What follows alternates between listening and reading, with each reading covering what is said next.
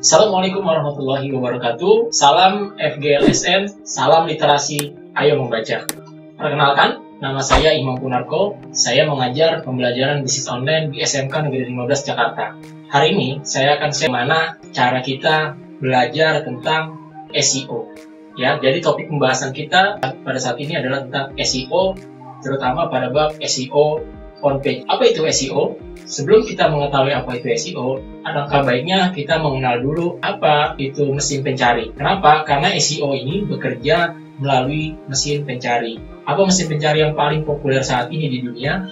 Jawabannya tidak lain dan tidak bukan adalah Google. Google adalah pemenang dari sebuah persaingan mesin pencari di dunia. Dan keuntungan dari pemenang adalah mengambil segalanya. Kita lihat porsi terbesar dari keuntungan iklan mesin pencari saat ini adalah dimenangkan oleh Google.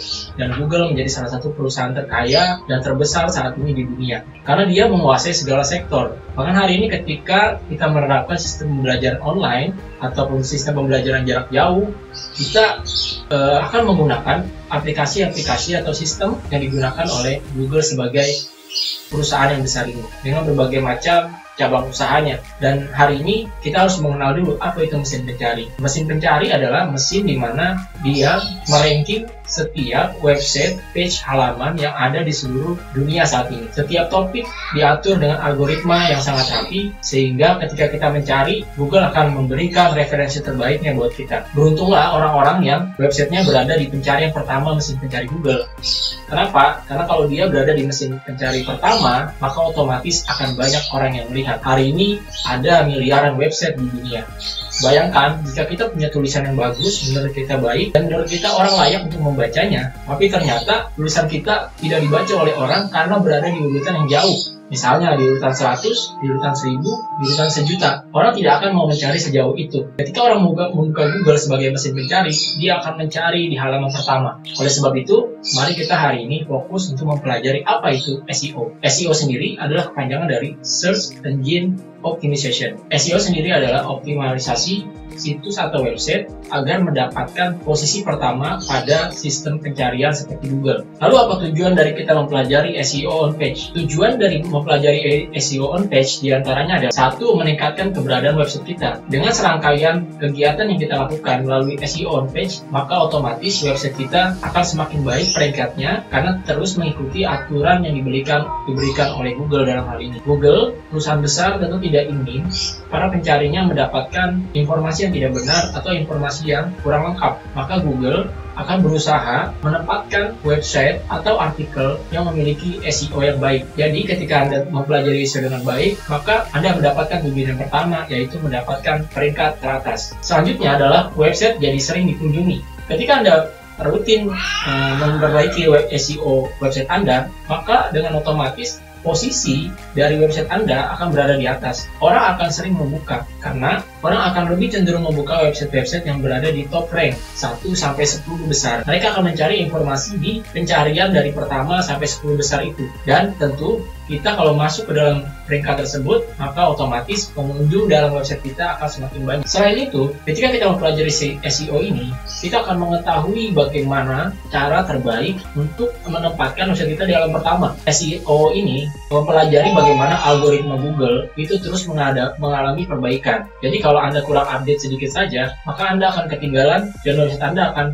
tertimpa dari website yang lain. Oleh sebab itu, ketika Anda mempelajari SEO, Anda akan dapat mengetahui halaman seperti apa yang berada di peringkat pertama Google. Selanjutnya adalah Anda dapat mengetahui kata kunci dan keyword terbaik untuk website Anda. Keyword adalah salah satu kunci dari kesuksesan kita menempatkan website kita di sistem pencarian seperti Google. Dengan keyword yang baik, keyword yang sesuai, akan membuat website kita berada lebih baik dibanding dengan yang lain. Kadang-kadang ada tulisan artikel sudah bagus, tapi kemudian karena keywordnya salah, sehingga orang tidak dapat menemukannya. Dan disinilah fungsi SEO bekerja. Selain itu, dengan adanya kita mempelajari SEO, para perusahaan banyak merekrut para SEO, tenaga ahli SEO, dia akan memperbaiki perusahaannya dan meningkatkan penjualan dari perusahaan tersebut. Dan sekarang SEO adalah salah satu profesi yang sedang berkembang di dunia saat ini. Kita dapat mempelajarinya dengan otodidak maupun dengan mencari referensi-referensi yang ada di website. Karena pekerjaan ini sangat dibutuhkan oleh perusahaan untuk meningkatkan website mereka. Sekarang kita masuk ke dalam jenis-jenis SEO. Tapi yang hari ini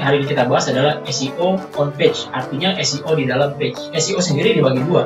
Ada SEO on page dan SEO off page. SEO off page akan saya bahas di sesi selanjutnya, tapi saya akan fokus kepada SEO on page. Apa saja yang diperbaiki dalam SEO on page? Di antaranya adalah title SEO. Title SEO ini penting untuk diperbaiki. Jadi, kalau Anda mau memperbaiki website Anda, perbaiki dari judul artikel dari website Anda, supaya website Anda berada di posisi pertama sistem pencarian Google. Title SEO ini adalah bagaimana kita mengatur keyword di dalam judul kita, supaya orang mau membuka situs atau artikel yang kita buat. Selanjutnya adalah URL SEO. Banyak orang tidak tahu bahwa URL ini adalah salah satu dasar Google untuk menempatkan sebuah website pada ranking pertama pencarian. URL yang baik akan meningkatkan website yang akan kita buat, yang akan kita tampilkan di Google. Dengan adanya URL yang baik, URL yang SEO friendly dan Google friendly, maka dia akan muncul di halaman yang lebih baik dibandingkan tanpa menggunakan URL. Bagaimana cara kerja URL ini? Kita bisa lihat di video berikut. Selanjutnya adalah konten SEO. Seorang yang mengerti tentang SEO, sebelum dia membuat sebuah artikel, sebelum dia membuat sebuah tulisan, sebelum dia menguploadnya ke dalam website, dia akan memikirkan apa yang hari ini sedang tren, apa yang hari ini sedang banyak digunakan orang, banyak dicari orang saat ini. Google Trend adalah salah satu cara untuk melihat bagaimana tren penggunaan orang-orang mencari informasi yang ada di internet saat ini. Dengan mengikuti Google Trend saat ini, dengan otomatis website kita akan lebih mempunyai potensi lebih baik dibaca orang lain ketika kita menggunakan konten yang sesuai dengan apa yang sedang dicari orang saat ini. Selanjutnya adalah heading title atau heading text. Heading text ini digunakan sebagai referensi ketika orang ingin membuka sebuah website atau ketika orang sedang mencari Google dan mereka sedang membaca sebuah website yang baru muncul. Kita mau tahu website ini bicara tentang apa ya, maka heading menjadi salah satu referensi penting agar website kita dapat menarik orang untuk membukanya.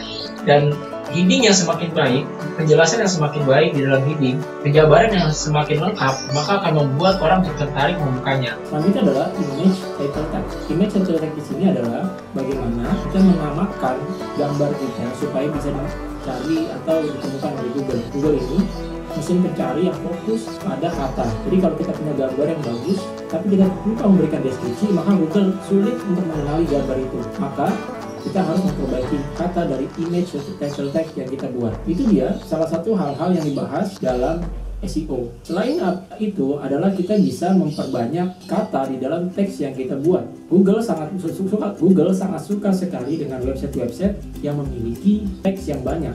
Rata-rata bahkan beberapa penulis yang unggul di dalam pencarian Google, rata-rata dia memiliki 2.000 kata, bahkan sampai 5.000 kata di dalam satu buah artikel. Sehingga semakin banyak kata di dalam sebuah artikel dan kata-kata itu merupakan kata-kata yang bermanfaat dan nyambung dengan sebuah apa yang dicari oleh konsumen, maka website yang akan kita buat, website yang akan kita tampilkan akan semakin baik di mata Google. Itulah serangkaian hal yang bisa kita lakukan melalui SEO on page.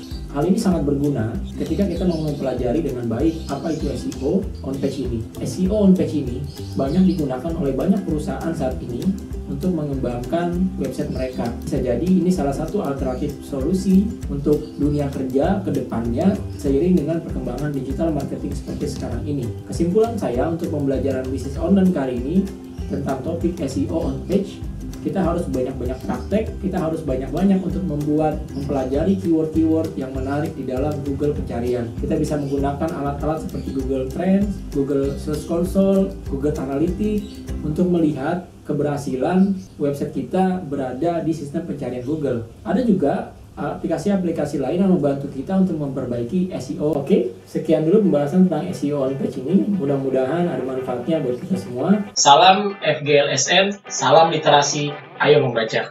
Terima kasih. Assalamualaikum warahmatullahi wabarakatuh.